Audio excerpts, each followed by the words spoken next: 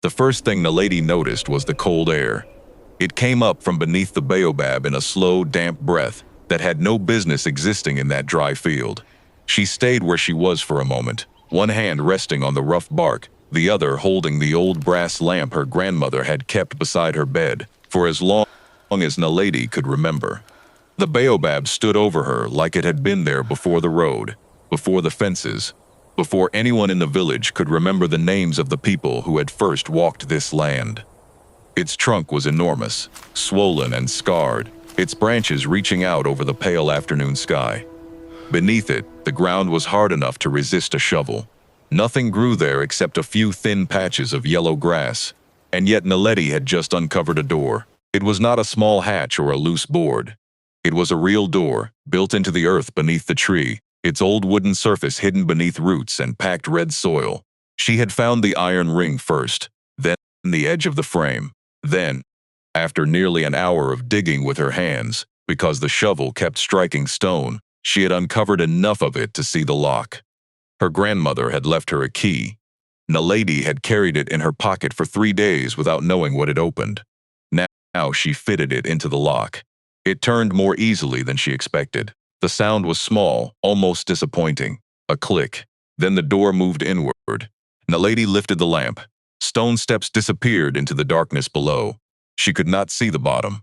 She could not even tell how deep the passage went. The air rising from it smelled of damp earth, old wood, and something faintly metallic. She stood there listening, no insects, no birds, nothing but the dry wind moving through the branches above her. Then she heard a vehicle on the dirt road. Naledi turned. A white pickup had stopped near the fence. Her uncle Mandla was getting out. He looked toward the baobab, then toward her, and for the first time since the funeral, the amused expression he had worn whenever her inheritance was mentioned was gone. He did not ask what she had found. He did not ask why she was digging. He simply stood beside the truck and stared at the open door beneath the tree. Naledi looked back at him. Neither spoke, and in that moment, something she had not understood until then finally became clear. Her grandmother had not left her a useless piece of land. Mandla had known that all along. 3 days earlier, Naledi had sat in a crowded room while her family laughed at the inheritance. They thought she had been foolish enough to accept. 3 days earlier, she had believed the only thing waiting for her beneath that old baobab was dust. She was about to learn how wrong she had been. 3 days earlier, Naledi had stood at the back of the small church while the last notes of the hymn faded into the afternoon heat. Her grandmother, Mama Ruth, had been buried beneath a line of old trees overlooking the village, and by the time the family returned to the house, the grief had already begun to make room for another kind of conversation. People lowered their voices when they spoke about the will. They talked about the house, the cattle, the savings, the furniture her grandmother had collected over 40 years. Naledi said very little. She had never expected much from Ruth. Her grandmother had lived simply, cooked on the same old stove, repaired things instead of replacing them, and kept every useful object long after everyone else would have thrown it away. To Naledi, that was simply who she was.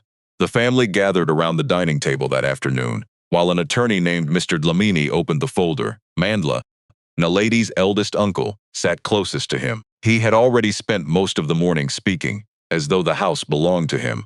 Across from him, his son Sifo kept checking his phone, waiting to hear what he would receive. Mr. Dlamini adjusted his glasses and began reading. The house went to Mandla. The cattle were divided between 2 of the grandchildren. A savings account was assigned to another family member. Several pieces of furniture went to Emma Ruth's daughters. Then the attorney paused. He looked at Naledi. There is one final property. Mandla leaned back in his chair. Mr. Dlamini continued. The eastern parcel, including the land surrounding the old baobab, is left entirely to Naledi Mokoena. For several seconds, nobody said anything. Then Sifo laughed. It was not a quiet laugh. The baobab? He said. She gets the tree? A few others joined him. Mandla shook his head as though his mother had made a foolish mistake. That land is useless, he said. Nothing grows there. There is no proper water source, no house, and no road worth using. Your grandmother should have sold it years ago. Naledi looked down at the document in front of her. The property was described in precise legal terms. But all she could picture was the dry field she had visited as a child. She remembered standing beneath the enormous baobab, while Nema Ruth spread a blanket beneath its shade and handed her slices of orange. She remembered asking why the tree was so wide. Her grandmother had simply smiled and said, "Because some things need a long time to become strong." Naledi had forgotten that sentence until now. Mr. Dlamini cleared his throat and added one detail that changed the mood in the room. For the record, this property received several purchase offers during the last 2 years. Mrs. Mokoena declined everyone. Mandla's face tightened. "Offers from whom?" he asked. The attorney glanced at his notes. "That information is not part of the will." Mandla said nothing after that. But later, as the family began leaving, he approached Naledi near the doorway. He handed her a folded contract. "Think carefully," he said. "You have no reason to keep that land." Naledi opened the paper. The buyer's offer was far more money than she had ever held in her life. She looked toward Mandla. For the first time, she wondered why a piece of land he had called worthless was suddenly worth so much to him. Mandla's words stayed with Naledi long after everyone else had gone. She folded the contract and placed it inside her handbag, but she did not sign it. That evening, she drove out to the eastern parcel alone. The road became narrower as she left the village behind, and by the time she reached the old gate, the sun was already dropping behind the hills. The baobab stood exactly as she remembered it, huge, silent. Its branches looked almost bare against the orange sky. Naledi stepped out of the car and walked toward it. She had not visited the tree for years, but standing beneath it brought back something she had almost forgotten. Her grandmother had brought her here whenever the house became too crowded. Sometimes they would sit beneath the tree without speaking. Sometimes Mema Ruth would bring a thermos of tea and watch the cattle moving in the distance. But there was one afternoon Naledi remembered more clearly than all the others. She had been about 12 when a group of men came with a chainsaw. They had talked about clearing the land. Mama Ruth had stood between them and the tree. Naledi remembered the anger in her grandmother's voice. "No one cuts this tree." One of the men had laughed and told her it was only an old tree. Mama Ruth had looked at Naledi and said something she never forgot. "If they ever ask you to cut it, you leave the land before you let them touch it." At the time, Naledi had thought it was simply an old woman protecting a tree she loved. Now, 20 years later, the memory felt different. She took out Mandla's contract and read the offer again. The amount was enormous, enough to change her life, enough to pay every debt she had, buy a house, and never worry about money again. Yet something about the speed with which Mandla wanted her to sign made her uneasy. The next morning he called. Then he called again that afternoon. "Naledi, you need to be practical," he told her. "Your grandmother was attached to that place, but attachment is not value." The following day, he arrived at her mother's house with another buyer. The man barely looked at Naledi. He asked about access to the property, the boundaries, and whether anyone else had a claim to the land. When Naledi asked why he was interested in such dry ground, he gave a vague answer about future development. Mandla interrupted before he could say more. "She doesn't need to worry about those details." That sentence stayed with her. That evening, Naledi opened the old wooden chest her grandmother had left behind.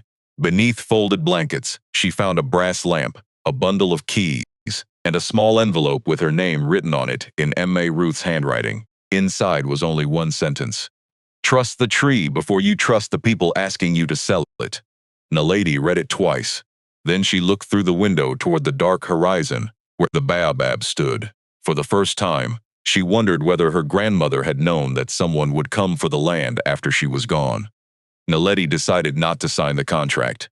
Instead, she packed a small bag, filled 2 water containers, and drove back to the eastern parcel the following morning. She told herself she would stay there for a few days, just long enough to understand why her grandmother had cared so much about a piece of land everyone else considered worthless. There was an old concrete shelter near the edge of the property, barely large enough for a bed and a small table.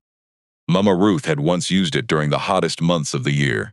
Naledi cleaned the dust from the windows, opened the shutters, and settled in before sunset. From the doorway, she could see the baobab standing alone across the field.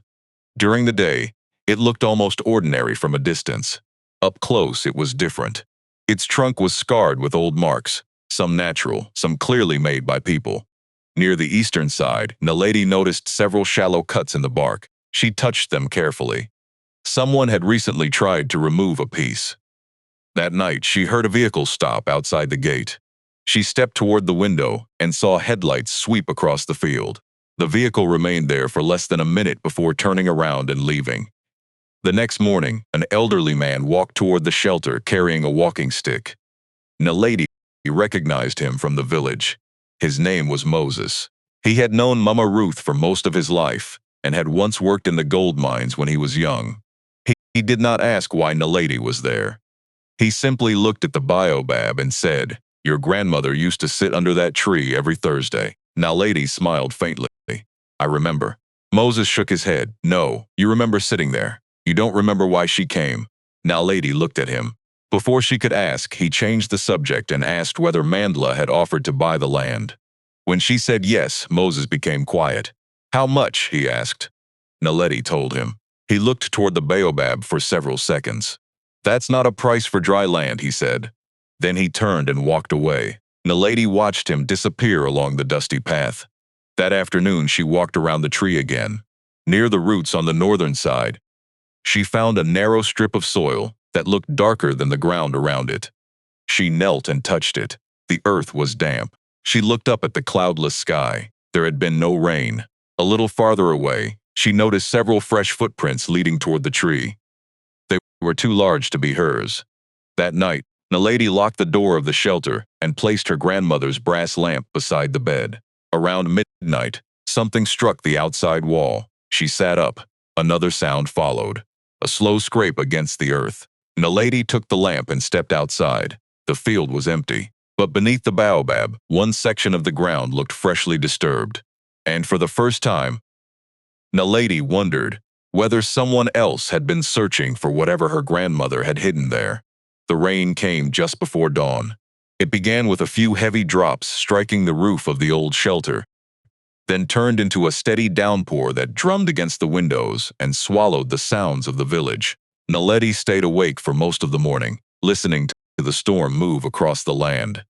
By noon, the rain had softened, leaving the field covered in shallow pools of red-brown water. She stepped outside with her grandmother's brass lamp in one hand and a shovel in the other. The Baobab looked different after the rain. Water ran down its thick trunk and gathered between the enormous roots. Naledi walked slowly around it, checking the places where the soil had been disturbed the night before. Then she saw something that made her stop.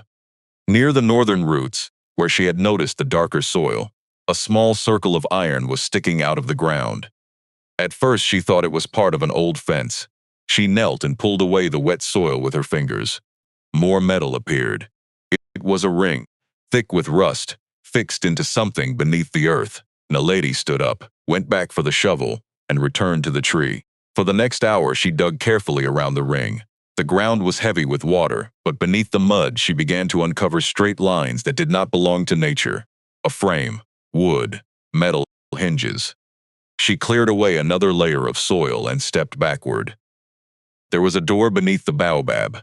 Naledi stared at it for several seconds before remembering the envelope from her grandmother. She reached into her pocket and pulled out the small brass key she had found inside the old wooden chest. Her hands were shaking slightly. She brushed mud from the lock and inserted the key. It resisted at first. She turned it again. Somewhere beneath the roots, an old mechanism shifted. The lock opened with a deep metallic click. Naledi pulled the door upward. A smell rose from below, cold and damp, carrying the scent of earth that had been sealed away for years. She lifted the brass lamp and lowered it into the opening. A narrow staircase descended into darkness. The steps were made of rough stone, worn smooth in places by countless footsteps. Naledi hesitated. Every sensible part of her told her to close the door and call someone. But another thought kept returning. If Mandla already knew about the land, if strangers had been coming at night, and if her grandmother had specifically warned her never to let anyone cut down the Baobab, then this could not be an accident. She placed one foot on the first step. The stone was cold beneath her shoe. She went down slowly, counting each step without realizing she was doing it. 12, 13, 14. The daylight above became smaller.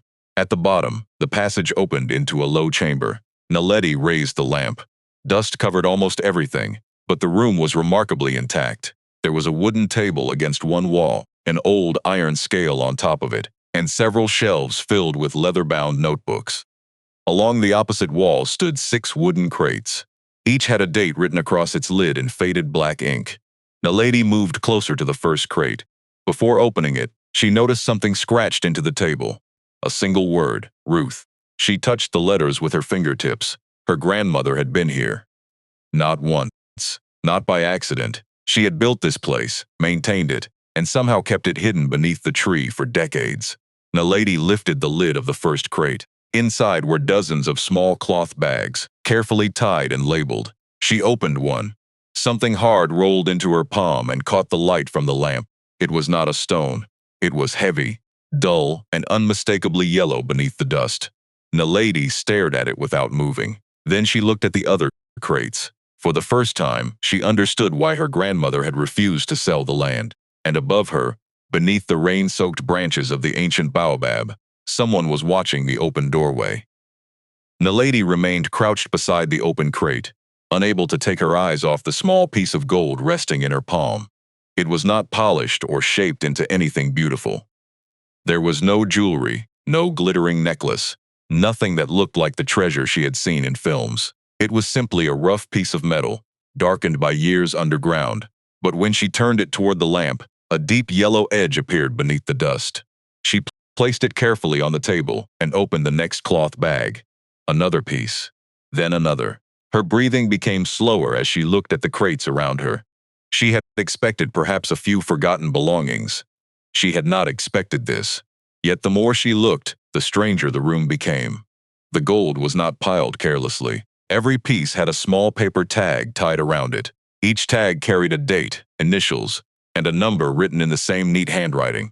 Naledi picked up one of the tags and compared it with the writing on the old notebooks. The handwriting was unmistakable. It belonged to Amma Ruth. She moved toward the iron scale. It was old, but carefully maintained. Beside it lay a set of small weights, each stored inside its own wooden compartment. There was even a cloth beneath the scale, folded into a perfect square. Nothing in the room had been thrown together. Everything had a place. Naledi opened another crate. This one contained pieces of rock rather than gold. Some were dark and heavy. Others were pale and streaked with unusual colors. Each sample had been numbered. She picked up one and turned it over. On the back was a handwritten date and a short note. She did not understand all of the markings, but she understood enough to realize they were records, not decorations. Someone had taken the time to examine, weigh, label, and preserve every sample. Naledi sat down at the wooden table and opened the first leather-bound notebook. The first page were filled with dates stretching back decades. There were names, quantities, locations, and figures written in columns. Some pages contained corrections, with one number crossed out and another carefully written beside it. Other pages had signatures. Some were faded almost beyond recognition. Naledi turned page after page. The more she read, the less this looked like a hidden fortune. A fortune did not need this much accounting. A fortune did not carry hundreds of names. A fortune did not need an old iron scale sitting beside it, as though someone expected to return and continue the work. She opened a second notebook. The same pattern appeared, then a third. In one corner of the room, she found several sealed envelopes, bearing names she recognized from the village. People she had seen at the market. People who had attended her grandmother's funeral. People who had never mentioned anything about gold. Naledi slowly closed the notebook. Her first thought had been simple. Her grandmother had secretly become rich. Her second thought was more disturbing. What if the gold had never belonged to her grandmother at all? She looked again at the labels tied around the small bags. The numbers were not random. They matched entries in the ledger. Whatever Mama Ruth had hidden beneath the baobab, she had been keeping records of it for a very long time. Naledi reached for the oldest notebook on the shelf. The leather was cracked, and the first page was almost blank. Almost. In the center, written in her grandmother's handwriting, were 7 words that made Naledi's stomach tighten. Gold is valuable. A person's name is worth more. She read the sentence twice. Then she heard footsteps above the chamber. This time, they were not coming from the village road. Someone was walking directly toward the Baobab. Mama Ruth had never spoken about the mine years in the way people in the village usually did. She did not tell stories about getting rich, or about the men who came home with gold dust under their fingernails. When Naledi was a child and asked what her grandmother had done before she opened the little sewing room beside the house, Ruth would simply say, "I worked where the ground was hard, and the days were long." That was all. But the oldest notebook beneath the Baobab told a different story. Ruth had begun writing when she was still a young woman, when the goldfields were crowded with men who knew how to read stone better than they knew how to read contracts. She recorded things other people considered too small to matter: where a sample came from, who carried it out, how much it weighed before washing, how much remained afterward, what was paid, what was promised, what was missing. She wrote in a narrow, careful hand that never seemed to hurry. One entry described the work in a way Naledi could almost picture. The rock came out of the ground looking ordinary, sometimes gray, sometimes brown, sometimes streaked with minerals that meant little to an untrained eye. The valuable part was rarely sitting there like a piece of jewelry waiting to be picked up. It had to be found inside the ore, separated from the waste, weighed, and recorded. Ruth described how the miners learned to pay attention to the rock itself, to its texture, its color, the veins running through it, and the places where earlier workers had found something worth following. She wrote about the old scales, too, the kind that sat level only when the person using them knew how to handle them. A small difference in weight could mean very little to a large company and everything to a man who had worked underground for weeks. That was why Ruth recorded every figure twice. Once beside the miner's name. Once in the larger ledger, Naledi turned another page and found a list of names she recognized. Moses was there. His name appeared beside several dates. So did the name of a man who had once lived 2 houses down from Mama Ruth. Another belonged to a woman Naledi remembered only as an old lady who sold tomatoes at the roadside. The list went on. Some had received payment. Some had received only part of what Ruth believed they were owed. Others had no final figure at all. Next to several names, Ruth had written the same words: "No receipt given." Naledi read that line again. She began to understand why her grandmother had kept the samples. They were not trophies. They were reference points. Ruth had preserved pieces of ore so that years later, someone could still compare the material with the entries in her books. A piece of stone could be tested. A weight could be checked. A date could be challenged. But a memory could disappear. That was what frightened Ruth most. Naledi found a page where her grandmother had written about a miner who had died before receiving the money he was owed. His family had been told there was no record of the final amount. Ruth had written the man's name anyway. Under it, she had added, "His children should not have to prove that he worked." Naledi stopped there. The room had become very quiet. She looked at the crates again. There was gold in them, yes, but the longer she sat beneath the earth, the less important the metal seemed. The real treasure was the record. Ruth had spent decades making sure that people who had been paid too little, forgotten too quickly, or pushed aside because they were poor, could still be found in the pages of a book. She had not trusted memory to carry their names. She had put them on paper, and she had not trusted paper alone either. She had kept the physical samples beside the records, as if she were saying to whoever came after her, "Look for yourself. We were here. We worked. This belonged to somebody." Naledi turned to the final pages of the oldest ledger. There, beneath a list of names, Ruth had written a sentence that made Naledi sit back in the chair. "One day they will call this old dirt worthless. That is when you will know they have forgotten what is underneath it." Naledi closed the book slowly. Above her, somewhere beyond the roots of the Baobab, the village was waking. She could hear a distant vehicle, then the faint sound of cattle. She suddenly understood why Mandla had wanted the land so quickly. He had not been laughing at the inheritance because he thought it was worthless. He had been laughing because he wanted Naledi to believe that it was. The next morning, Naledi carried the ledger back to the village. She did not tell anyone about the gold. She did not tell them about the room beneath the Baobab. Instead, She went looking for the names. The first person she visited was Moses. He was sitting outside his small house, repairing the handle of an old hoe when Naledi asked him about the years he had spent working around the mines. Moses looked at her for a long moment before answering. "Why are you asking now?" Naledi placed the ledger on the table between them. When he saw his name, his hand stopped moving. He touched the page with one finger. "Your grandmother kept this?" he whispered. Naledi nodded. Moses read the figures beside his name and shook his head slowly. He remembered working those years. He remembered being told that some records had been lost. He remembered accepting whatever payment was offered because he had children at home and could not afford to argue with people who controlled the work. But he had never known that Ruth had kept a separate record. From Moses, Naledi found 2 more people, then 2 more. By the end of the week, she had visited 7 families whose names appeared in the old books. Their stories were different, but the feeling was the same. Some had forgotten the exact amount they were owed. Some had kept old receipts in biscuit tins. One woman brought out a faded photograph of her husband wearing a work shirt covered in dust. She had not looked at it in years. When Naledi showed her the page with his name, the woman began to cry. "I thought everyone had forgotten him," she said. That sentence stayed with Naledi. She finally understood what Ruth had been protecting. The gold mattered, but only because it could support the records. The records mattered because they carried names. And the names mattered because behind every one of them was a person who had worked, struggled, raised children, and expected to be remembered fairly. Ruth had spent decades preserving something money could not replace. She had protected the evidence, but more importantly, she had protected the memory of people who had no powerful voice of their own. When Naledi returned to the Baobab that evening, the sun was sinking behind the hills. She stood beneath its enormous branches and opened the ledger one more time. There were hundreds of names still waiting for her.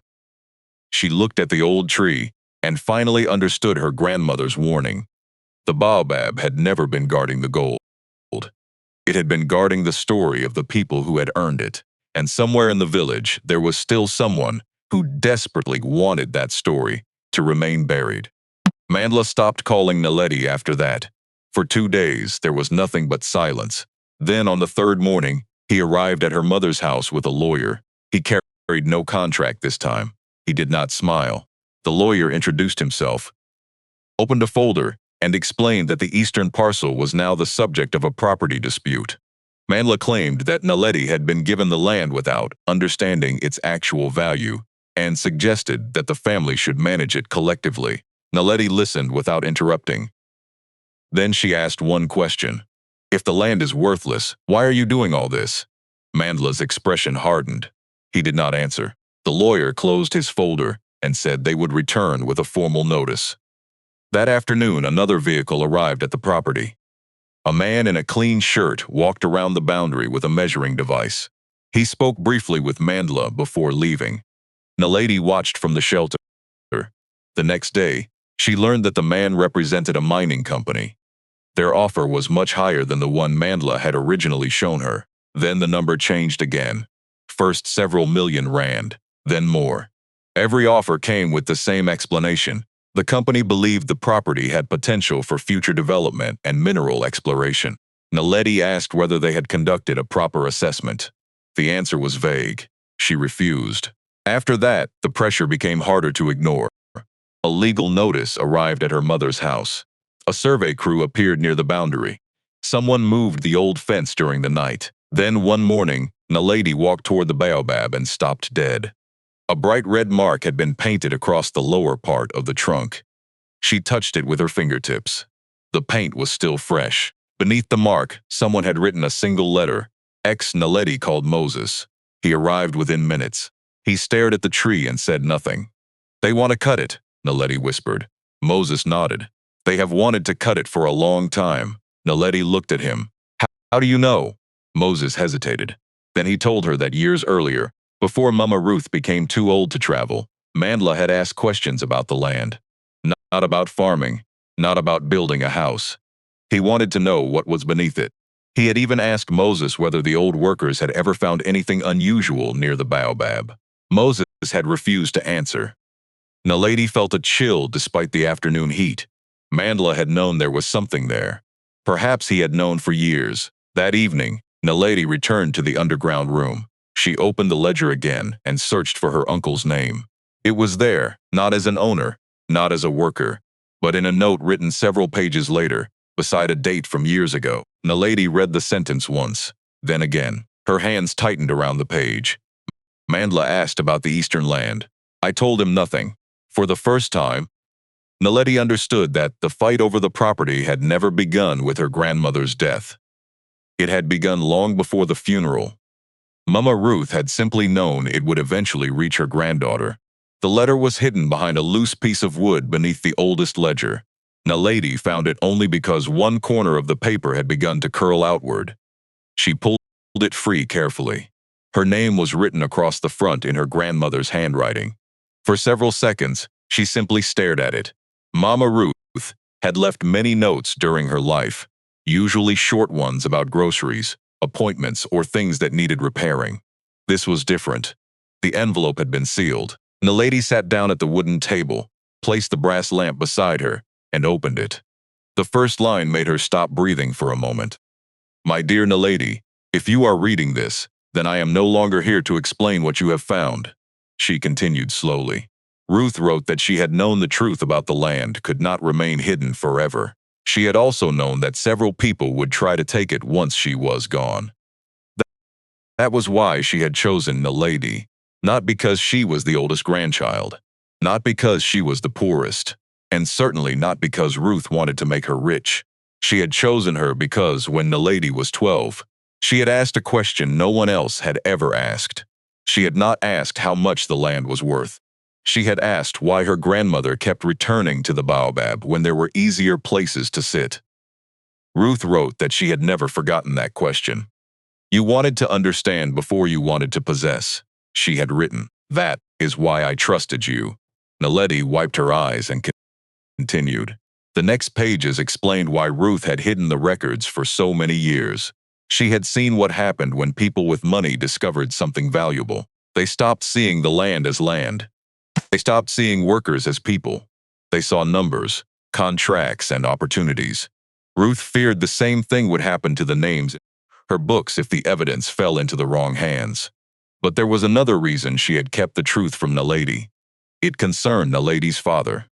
Ruth explained that he had not abandoned the family, as Naledi had been told when she was young. Years earlier, he had discovered that someone was trying to obtain control over part of the eastern property. He had asked questions, challenged documents, and tried to protect Ruth from people who wanted access to the land. The conflict had torn the family apart. Rather than allow Naledi to grow up hearing accusations from both sides, Ruth had chosen silence. Your father made mistakes, the letter said, but leaving you was not one of them. Naledi stopped reading. She had spent years believing her father had simply chosen another life. She remembered every birthday when she had waited for a call that never came. Every time someone asked where he was, she had learned to answer with a shrug. Ruth admitted that she had wanted to tell her the truth many times, but she had been afraid that anger would become the only thing Naledi remembered about him. The final pages were simpler.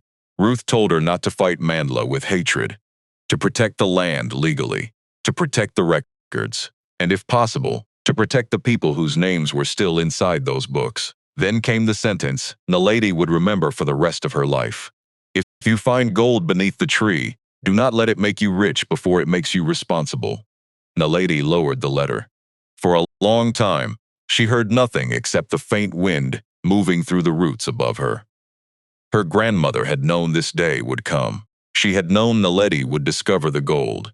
She had known Mandla might come for the land, and she had still trusted her to choose what happened next. Naledi folded the letter and held it against her chest. For the first time in years, she allowed herself to cry for the father she thought had abandoned her, for the grandmother who had carried the truth alone, and for all the people whose names were waiting in the ledgers. Then she looked toward the staircase. Above her was the Baobab.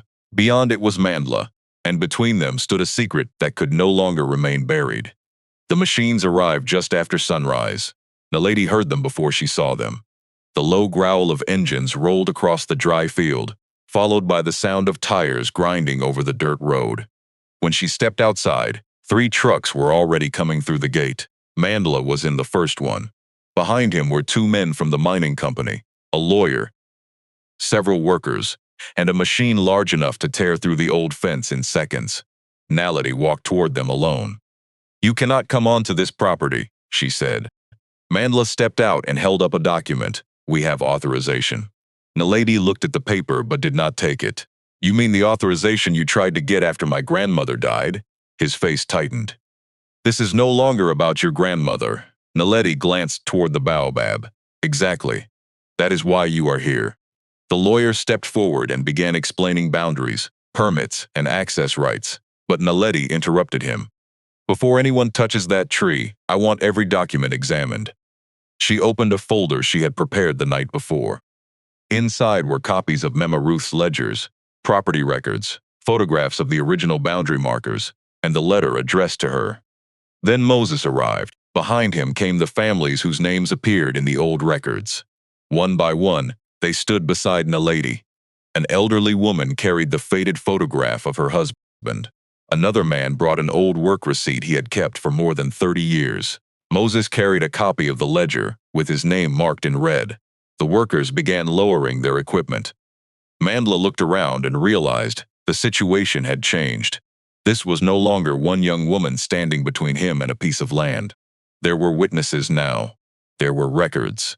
There were names. Most importantly, there was evidence showing that the history of the property was far more complicated than the simple story he had given the family. Naledi looked directly at her uncle. "You told everyone this land was worthless." She pointed toward the Baobab. "You knew it wasn't." Mandla said nothing. Naledi handed the documents to the lawyer. "If you believe you have the right to cut this tree, prove it in court. But nobody touches it today." For the first time, the machines went silent. The great Baobab stood behind Naledi, its enormous branches moving gently in the morning wind. And for the first time since Ma Ruth's death, Naledi no longer felt like the granddaughter who had inherited a worthless piece of land. She felt like the person her grandmother had been preparing her to become. The following week, the evidence from Ma Ruth's records was formally reviewed. What began as an argument over a dry piece of land became something much larger. The old ledgers were compared with surviving receipts, employment records, and statements from former workers and their families. Some figures could no longer be verified after so many years, but enough remained to establish a pattern that could not simply be dismissed.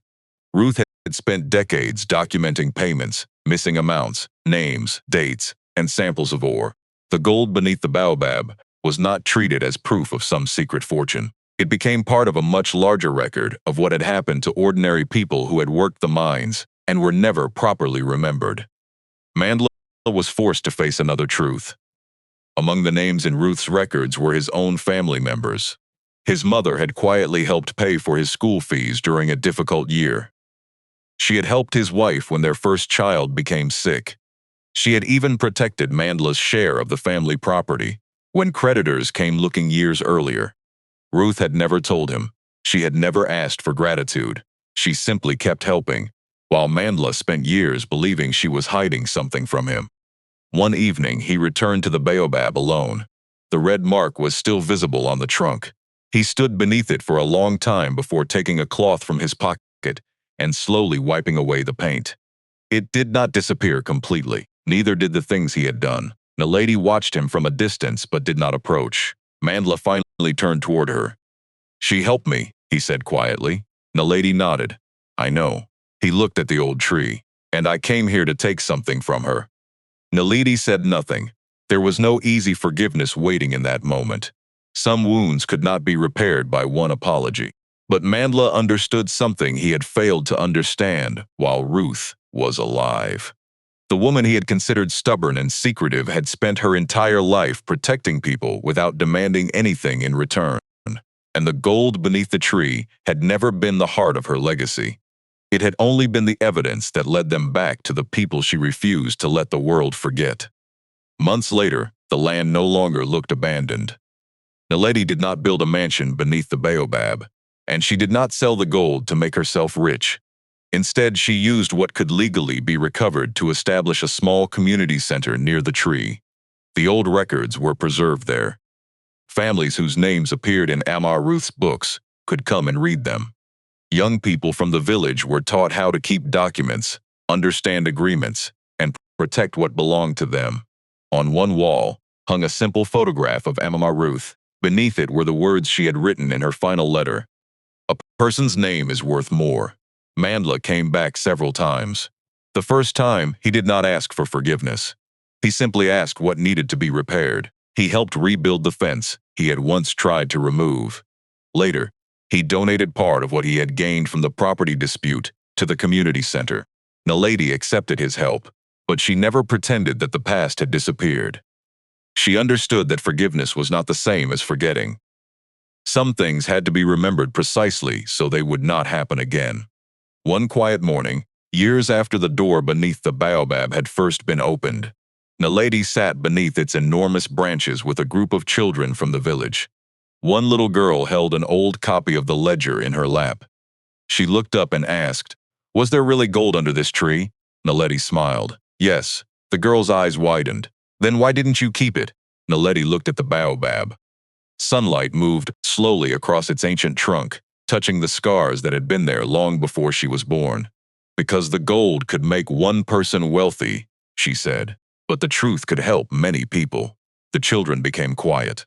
Naledi placed her hand against the tree and thought about Mama Ruth. Her grandmother had known that money could disappear. Land could change hands, houses could be sold. Even gold could be taken from one person and given to another. But a name remembered with dignity was harder to steal. She finally understood why Ruth had never called the Baobab valuable. She had never needed to. Its value was not in what was buried beneath it. Its value was in everything it had witnessed and everything it had protected. As the children ran across the field, Naledi remained beneath the tree for a little while longer. The wind moved through the branches, and for a brief moment, she imagined hearing her grandmother's voice, not telling her what to do, not warning her about what might happen, simply reminding her of something she had once said when Naledi was 12. Some things need a long time to become strong. Naledi looked at the children, at the families who had finally recovered pieces of a forgotten history, and at the great Baobab standing quietly above them. She realized that her grandmother had never really left her a tree. She had left her a choice: to take what was valuable and keep it for herself, or to protect something that could outlive her. And perhaps that was the deepest meaning of inheritance. What we inherit is not always what we are meant to own. Sometimes it is what we are meant to protect until the next generation is ready to carry it. The camera slowly pulled back. Naledi became smaller beneath the ancient Baobab, surrounded by children, old records, and the people whose names Mama Ruth had refused to let disappear. The tree remained where it had always stood, rooted in the dry earth, its enormous branches reaching toward the sky. And beneath those branches, the gold was no longer the story. The people were.